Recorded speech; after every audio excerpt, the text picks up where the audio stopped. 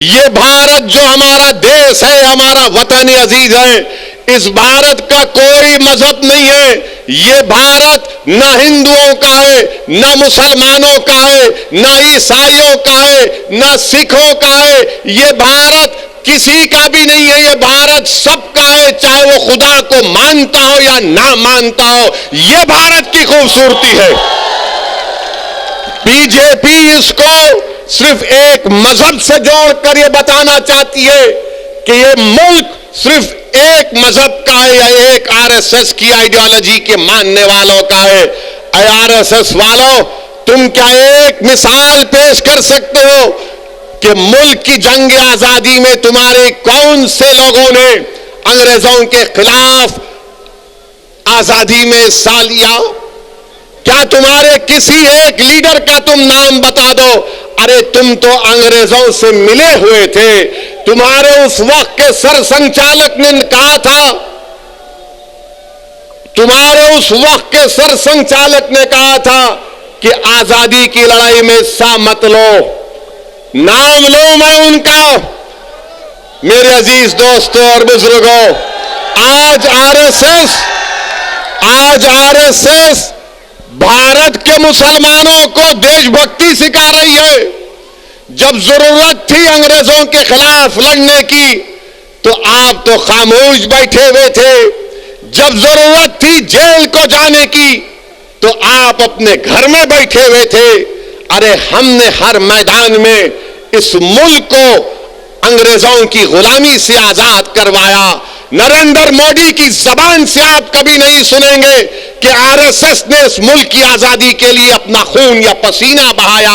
नरेंद्र मोदी बात करेंगे औरंगजेब की, नरेंद्र मोदी बात करेंगे शिवाजी की। नरेंद्र मोदी कभी बात करो सन 57 की जंग आजादी में।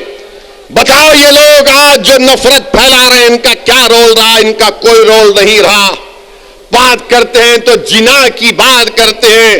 अरे इसी सरजमीन से हमने टू नेशन थ्योरी को रिजेक्ट किया, मुस्तरद किया। हमने इंडियन नेशनलिज्म और कॉम्पोजिट कल्चर की बात की थी।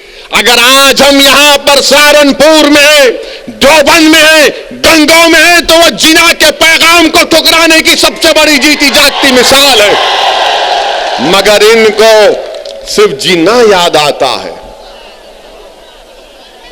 समाजवादी को भी आजकल जिन्ना याद आ रहे हैं।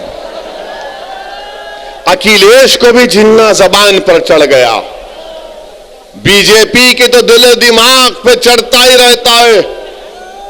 मेरे अजीज दोस्तों और बुजुर्गों, एक और धर्म संसद हुआ छत्तीसगढ़ में। कांग्रेस ने कहा जब बीजेपी कर सकती है तो हम क्यों पीछे हटे हैं। कांग्रेस की सरकार छत्तीसगढ़ में, वहां पर धर्म संसद होता है और उस छत्तीसगढ़ रायपुर के धर्म संसद में कांग्रेस का कैबिनेट रैंक का मंत्री बैठा हुआ है।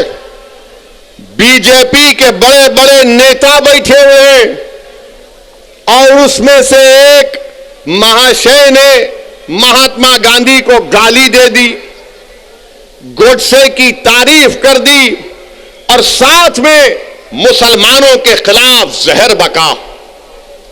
उसी धर्म संसद में यह भी कहा गया, अगर मैं कहूं आपके सामने तो यकीनन मुझे कहना पड़ेगा क्योंकि रिकॉर्ड है। रिकॉर्ड में उस रायपुर के धर्म संसद में क्या क्या कहा गया, उसमें एक मोहतरमा भी थी। उनको मिसेस नहीं बोल सकते, उनको मोहतरमा कहना पड़ेगा।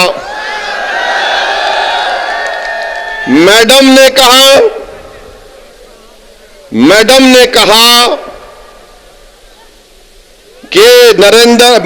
कहा कि धर्म संसद इसीलिए हम कर रहे हैं क्योंकि बच्चियां 18 साल की उम्र में दूसरी जात के लोगों के साथ भाग जाती। मैडम आपको कैसे मालूम भाग जाती है?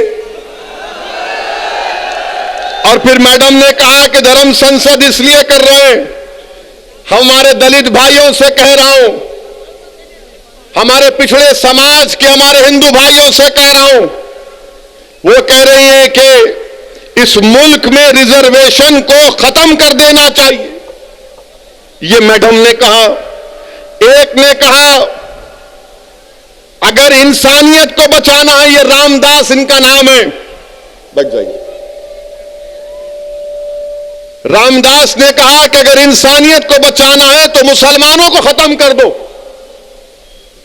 अगर वो बात असदुद्दीन ओवैसी आज उसका 5% भी कहता तो जितने मंच पर लोग बैठे हुए 2 घंटे में पूरे थानेदार हमको लेके चले जाते, अपना दामाद बना लेते जेल में। रामदास कह रहे हैं कि इंसानियत को बचाना है तो मुसलमानों को खत्म कर दो। और एक मोहतरम कह रहे हैं कि अब हमको हिंदू राष्ट्र बनाना है। यह कांग्रेस की सरकार है, कांग्रेस बीजेपी दोनों बैठे हुए हैं, मगर केस किस पर बुक हुआ? वो आदमी पर बुक हुआ जिसने गांधी को गाली दी थी।